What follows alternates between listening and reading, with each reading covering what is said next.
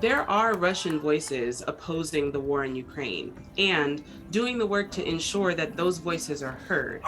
Grisha Gutkin was among those protesting at a rally for Ukraine in Santa Fe this past weekend. Grisha, why were you there? The first part of the answer is that I organized the rally.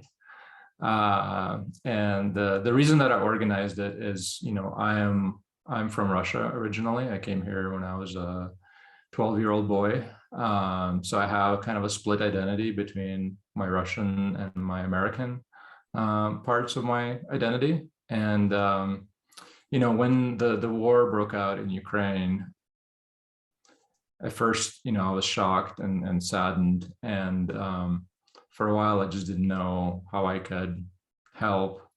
After reading a message from Navalny, who is a jailed opposition leader, calling for Russians to come to the streets every Sunday and protest the war, not just Russians in Russia, but Russians everywhere throughout the world, I thought that this is something that I could do. Just a couple of days ago, I think almost 100 people showed up, and we want to just keep it going and promoting kind of solidarity with the Ukrainian people. And I think Americans are definitely not for this war, but it's important to note that not all Russians are for this war either. Grisha, how do you talk about what's happening right now? I mean, I talk to different people. I talk to my wife about it all the time also. She's a very deeply caring person, so it's very upsetting to both of us. So we help each other process it, just talk about the daily events of what's happening.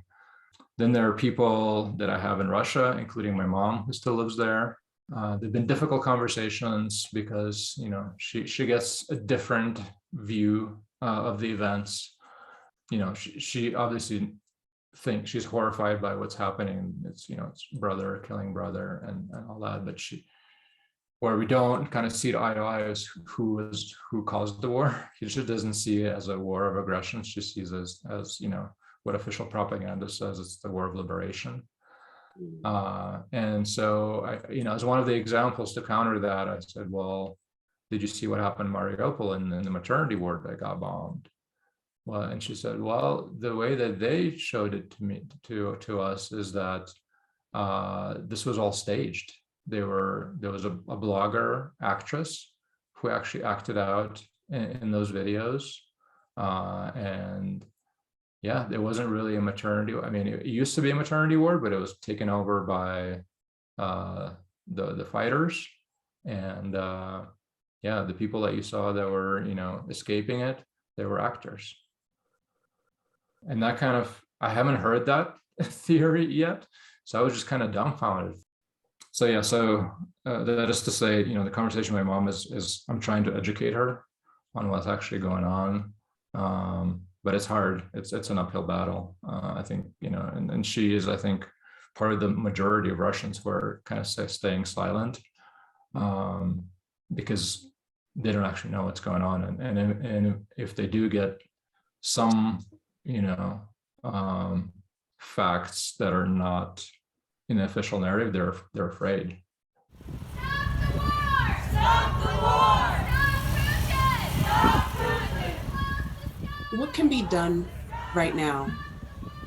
But I think what we can do is just, show support to the Ukrainian people, help people that are in need. There's like over 2 million refugees that need, financial assistance. I think battling the propaganda and especially Russian-speaking people, if you have connections with your folks back in Russia, I know it's hard to talk to them sometimes, but I think it's our duty to kind of let them know what's actually happening, because they're the people that are ultimately responsible for electing their government. And if they, decide that, they had enough of Putin, they had enough, it was like 20 years of dictatorship, then they can actually change things.